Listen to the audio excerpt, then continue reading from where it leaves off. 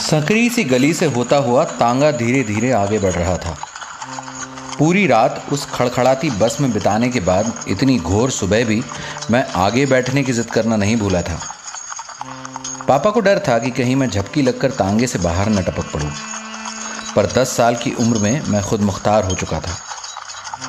उनकी गोदी छोड़कर उनीदा सा आगे सईस के साथ यानी कि तांगे वाले के साथ बैठा था। मम्मी पापा और छोटी पीछे बैठे थे। सारे रास्ते हर थोड़ी देर में आने वाली चाबुक की आवाज़ ने मुझे जगा रखा था। संकरी सी वो गली खत्म हुई और एक 2 मंजिला बिल्डिंग की छाया दिखने लगी। बस बस रोक दो भैया, मम्मी ने कहा। तांगा रुक गया और हम उतर गए। इसी बड़ी सी बिल्डिंग में हमारा घर था, 8 मकानों में से एक। बिल्डिंग एक मैदान के बीच में काफ़ी बड़े से आसमान के टुकड़े के साये में थी। पापा ने सामान उतारा, पैसे देकर सईस को विदा किया और ताला खोलने लगे। नवंबर था, ग्लोबल वार्मिंग का शब्द आना भी बाकी था, तो काफ़ी ठंड थी, काफ़ी अंधेरा था। थोड़ी सी दूरी पर लगे बिजली के खंभे की बुझी हुई ट्यूबलाइट हर थोड़ी देर में लप लप कर रही थी। उसकी फ्लिकरिंग से पापा को देखने में तकलीफ हो रही थी। क्या हुआ? छोटी को गोदी में उठाए मम्मी झल्लाकर पापा से बोली, अरे यार, ये ट्यूबलाइट को भी अभी बेंडापन सूझ रिया है। पापा दुगना झल्लाकर बोले, अभी न झगड़ पड़े यार। मैंने सोचा, सन्नाटे के उस सर्द माहौल में वैसे ही मैं डरा हुआ था और कमबख्त ये सूरज भी उग नहीं रहा था। तभी उसकी आवाज़ गूंजी। आवाज़ क्या थी? दहाड़ थी। पापा का ताला खोलता हाथ रुक गया। हम सब ने अंधेरे में आवाज़ की दिशा समझने की कोशिश की। लपलपाती ट्यूबलाइट के खंभे के नीचे बनने और बुझने वाले रोशनी के दायरे के उस पार से वो आता हुआ दिखाई दिया। खड़े कान, पहने दांतों के बीच से झांकती लंबी जीभ, चमकती आंखें, चमचमाता सफ़ेद रंग, उस पर पड़े हुए थोड़े से लाल चकत्ते। उसके ट्यूबलाइट के दायरे से गुजरते ही वो लपलपाना बंद कर जल उठी, मानो उसके खौफ से रोशनी भी जम गई हो। लंबी लंबी टांगों से 10-10 फुट की कुलांचे भरता वो 2 सेकंड में हम तक पहुंच गया। हमारे पास पहुंचते ही उसके कान पीछे की ओर मुड़ गए और दुम तेजी से हिलने लगी। आवाज़ की दहाड़ प्यार भरे मिमियाने में बदल गई। पापा भी ताला खोलने की जद्दोजहद छोड़ उसकी ओर झुक गए। अरे मोती, कहकर उसकी ओर दोनों हाथ बढ़ाए। मोती अपने पीछे के दोनों पैरों पर खड़ा हो गया और आगे के पैर पापा के कंधों पर रखने लगा, जिन्हें पापा ने अपने हाथ में ले लिया। पापा को पता था कि मम्मी को उनके शर्ट पे दाग लगने की चिंता होगी। कुछ इस तरह अजीब से आलिंगन में कुछ पल बीते। कहाँ थे, बताकर क्यों नहीं गए, इतने दिन क्यों लगा दिए, कितना याद किया। अपने पूरे शरीर की हलचल से पूछे गए इन सारे सवालों के पापा ने शब्दों में जवाब दिए। उसके बाद मोती मम्मी से मुखातिब हुआ और दुम हिलाकर शालीनता से उनके कुछ चक्कर काटे। मम्मी ने बड़ी मुश्किल से गोदी में बंधे दोनों हाथों में से एक को निकालकर उसके सिर पर फेरा ताकि वो चक्कर काटना बंद करे। मम्मी को कुत्ते पसंद नहीं थे, झिड़कती रहती थी, पर मोती जैसे तेजस्वी कुत्ते से प्यार न करना और झिड़कना उनके भी बस में नहीं था। फिर वो मेरे पास आया, मेरी ओर देखकर सिर को बिल्कुल न दिखने वाला एक झटका दिया, ब्रो नॉट जैसा। जब तक पापा ने ताला खोलकर सामान वगैरह अंदर किया, वो मेरे पास खड़ा रहा। उसकी दुम धीरे धीरे हिलती रही और मैं उसकी झबरीली गर्दन को सहलाता रहा। वो मेरा दोस्त था, लेकिन पापा की तरह मैं उससे बात नहीं कर पाता था। आखिर पापा ही तो पहले इंसान थे उसके जीवन में। हथेली भर का रुई का गोला था जब पापा कुछ साल पहले एक बरसती रात उसे घर ले आए थे। इस पर मम्मी और पापा का काफ़ी झगड़ा हुआ था, क्योंकि कुछ ही हफ्तों में छोटी आने वाली थी और पापा एक जानवर को घर ले आए थे। पर पापा ने सड़क किनारे उसके बारिश में अकेले भीगने की इतनी दयनीय कहानी पेंट की कि मम्मी कुछ न कह पाई। बस एक शर्त रखी कि उसको हमेशा खुला छोड़ेंगे, बांधेंगे नहीं। कुछ दिन तो वो हमारे घर के बाहर दरवाजे पर ही बैठा रहता था और उसे समय पर खाना पीना मिल जाया करता था। मैं जब स्कूल जाता तो वो कुछ कदम मेरे साथ जाता, फिर डर कर वापस लौट जाता। जैसे जैसे वो बड़ा होता गया, मेरे साथ जाने की उसकी दूरी बढ़ती गई। 6 महीने में वो मेरे साथ स्कूल तक जाने लगा। उसके बाद तो वो इतना बड़ा हो गया कि मुझे स्कूल छोड़कर आने लगा। धीरे धीरे मोती उस बिल्डिंग के 8 और सामने बनी झोपड़ियों में रहने वाले 2 परिवारों का कॉमन सदस्य बन गया। कुत्ते वैसे तो वफादार होते ही हैं, पर मोती कुछ हटके था। मोती में नौकरों जैसी नहीं, दोस्तों जैसी वफादारी थी, बराबरी वाली। और दोस्त भी वो एटीट्यूड वाला था। यानी कि वो दोस्त तो था, पर आशिकी वाले दीपक तिजोरी जैसा नहीं, जिसका सिर्फ एक ही मकसद होता है कि दोस्त को उसकी मोहब्बत मिल जाए। वो मॉडर्न दोस्त था, दिल चाहता है या जिंदगी ने मिलेगी दोबारा के दोस्तों जैसा। उसकी अपनी जिंदगी थी। बड़ा होते ही उसने झोपड़ियों के पीछे के खेतों की रखवाली करने की जिम्मेदारी ले ली, मगर फिर उसने खुद को प्रमोट किया और वो काम अपनी सर्वत्र बिखरी ढेर सारी संतानों में से कुछ को आउटसोर्स कर दिया। उसका अधिकतर समय या तो हम बच्चों की फौज के साथ खेलने में बीतता या फिर अपने वंश को बढ़ाने में। और ये काम वो तब करता था जब हम स्कूल जाते थे। धृतराष्ट्र से बढ़कर था मोती। 100 से ऊपर ही रहे होंगे उसके बच्चे, और जो बच्चे उसके नहीं थे वो उसने और कुत्तों पर कृपा दिखाकर होने दिए होंगे, इसीलिए थे। हम सभी को स्कूल आते जाते कई लाल चकत्तों वाले सफ़ेद कुत्ते दिख जाते थे। हालांकि न कोई उसकी तरह आलीशान बन पाया और न किसी में इंसानों से गहरे रिश्ते बनाने की काबिलियत थी। उसे पता था कि इंसान क्या पसंद करते हैं, क्या उन्हें इम्प्रेस करता है, कैसे वो इज्जत करते हैं। उसने वैसी चाल सीख ली थी जो सबको रौबदार लगती थी। बहुत कम भौंकता था और अक्सर गुर्राता था, वो भी भारी आवाज में।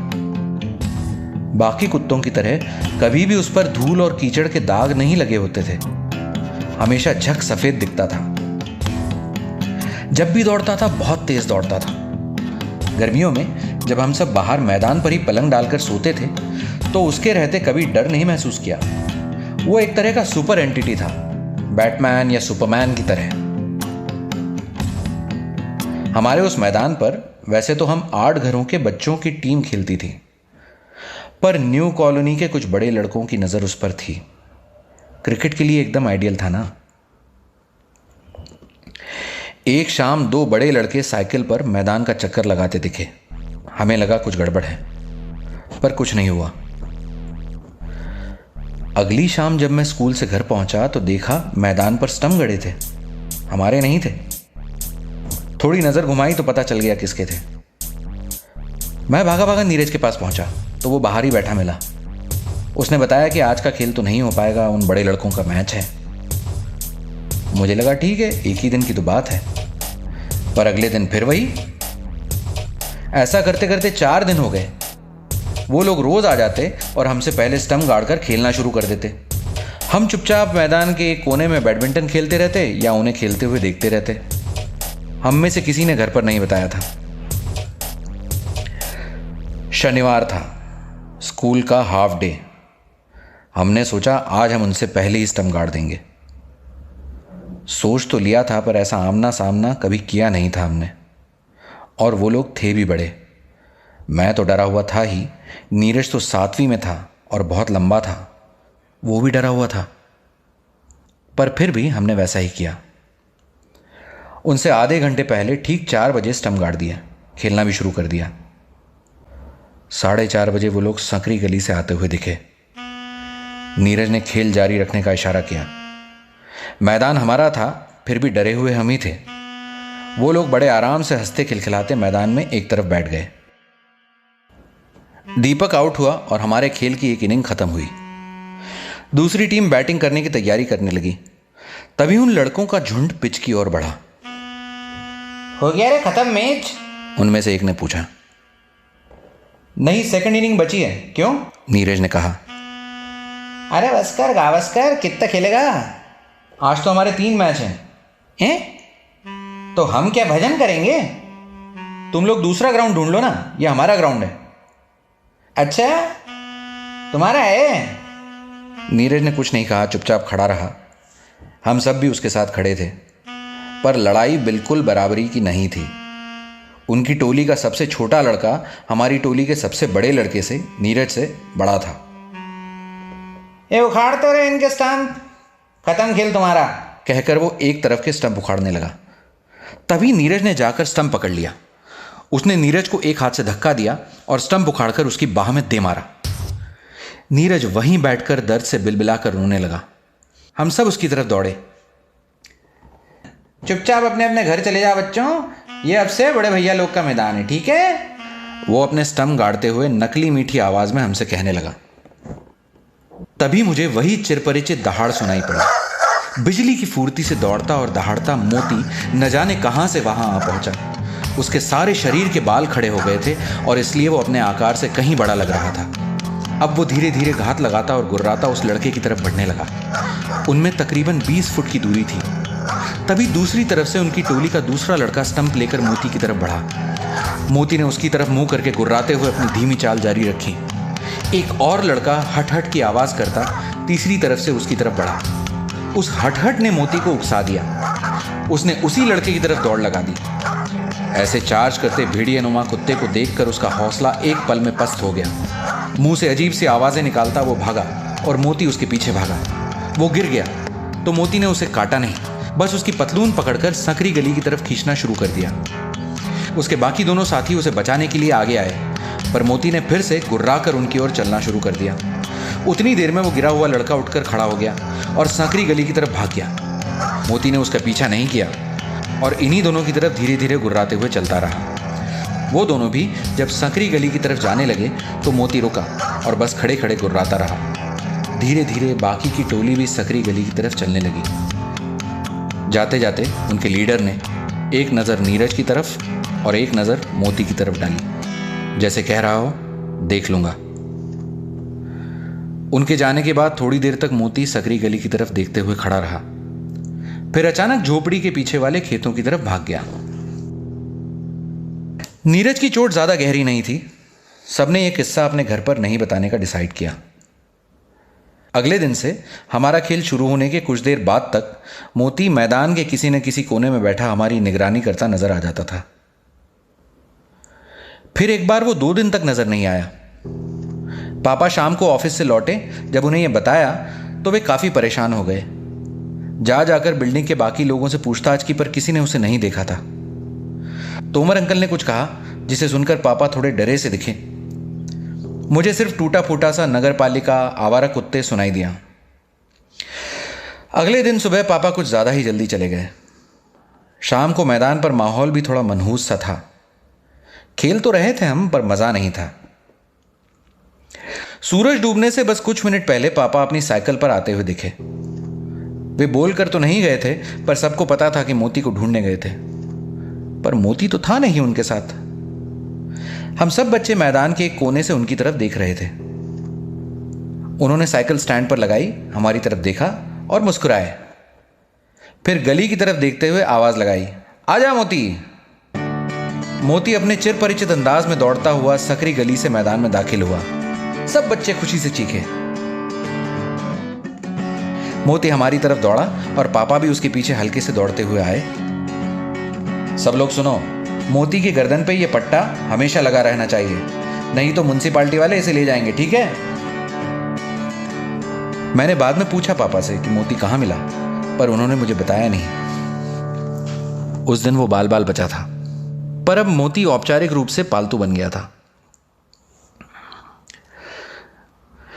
गर्मियों की छुट्टियां शुरू हो गई। रिजल्ट आने में अभी वक्त था। गर्मी ज्यादा तो नहीं थी, पर फिर भी उस 8 घरों की जॉइंट फैमिली ने बाहर मैदान पर पलंग डालकर सोना शुरू कर दिया था। शायद सितारों से भरे आसमान को देखने के युगों पुराने एडिक्शन के कारण। उस रात तोमर अंकल के यहां चिकन बना था, यानी कि मोती का फीस्ट डे था। गोश्त और हड्डियों के डिनर से तृप्त होकर वो हमारे पलंगों के बीच घास पर एक शेर की भांति चौकन्ना होकर बैठा था। उसे देखते देखते, आकाशवाणी के समाचारों की आवाज सुनते सुनते और सितारों को निहारते मुझे नींद लग गई। अगले दिन सुबह सुबह झोपड़ियों की तरफ से आती चीखने की आवाज़ों से मेरी नींद खुली। मैंने देखा कि नीरज अकेला खेतों की तरफ भाग रहा है। मैं भी कूदकर उसके पीछे भागा। बड़े बड़े भूसे के ढेरों के बीच से होते हुए हम खेत शुरू होने के थोड़ा पहले मौजूद एक खुली जमीन पर पहुंचे। वहां काफी लोग खड़े थे और उनमें से कुछ रोते हुए मोती मोती चिल्ला रहे थे। मोती लड़खड़ाता हुआ खड़े रहने की कोशिश कर रहा था। दही लेके आओ, नमक का पानी लेके आओ, अस्पताल, ऐसी आवाजें सुनाई दी। कुछ लोग लेने दौड़े। मैं और नीरज बस देखते रहे। मोती अब बैठ गया था, बड़ी मुश्किल से सांस ले पा रहा था। उसके मुंह से कोई सफेद झाग जैसी चीज निकल रही थी। उसकी जीभ कुछ ज्यादा ही बाहर निकल आई थी। पैर कुछ अजीब ढंग से कपकपा रहे थे। फिर उससे और नहीं बैठा गया। वो लेट गया और मुंह खोलकर जीभ बाहर लटकाए सांस लेता रहा। कोई छाछ लेकर आया और उसके मुंह में उड़ेला। सारा छाछ मुंह से निकलकर जमीन पर बह गया। नमक का पानी भी उसके मुंह में डाला गया, पर वो भी बह गया। उसकी सांस अब बहुत रुक रुक कर चल रही थी। अब तक हमारी पूरी टोली आ चुकी थी। पापा भी आ गए थे। उन्होंने बाकी लोगों से पूछताछ की। मुझे टूटी फूटी से सुनाई दी, जहर खिला दिया, पता नहीं किसने। मैं और नीरज थोड़ा आगे जाकर उसके पास बैठे। हमें लगा वो हमारी तरफ देख रहा है। मैंने हिम्मत करके झुककर उसके माथे को छुआ। उसका शरीर थोड़ा सिहरा और कंठ से हल्की सी आवाज आई। अब उसकी सांसें हिचकियां बन गई थी। फिर हिचकियां भी रुक गईं। चीखने रोने की आवाजें आती रहीं काफी देर तक। मैं और नीरज कभी मोती को तो कभी एक दूसरे को देखते रहे। फिर पापा ने धीरे से हमें चलने को कहा। चले जाएं, उसे ऐसे ही छोड़कर। पर हम चले गए। शाम को फिर से हमारी पूरी टोली वहां पहुंची। मोती अभी भी वहीं लेटा था। कुछ कौवे उसके आसपास मंडरा रहे थे। हमारी वजह से वो उड़ गए। हम कुछ देर खड़े रहे, फिर लौट आए। अगले 1 हफ्ते तक तकरीबन हर शाम हम वहां जाते और रोज उसको देखते। उसका शरीर अब अकड़ गया था। बदबू की वजह से हम अब ज्यादा पास नहीं जा पाते थे। उसके आसपास बड़े बड़े पक्षियों का झुंड लगा रहता था। मौत से वो मेरा पहला सामना था। पापा ने काफी समझाने की कोशिश की, आसमान, भगवान, सितारे वगैरह वगैरह, पर मुझे इतना ही समझ में आया कि जिसकी मौत हो जाती है वो फिर कभी न दिखता है, न सुनाई देता है और न उसे छू सकते हैं।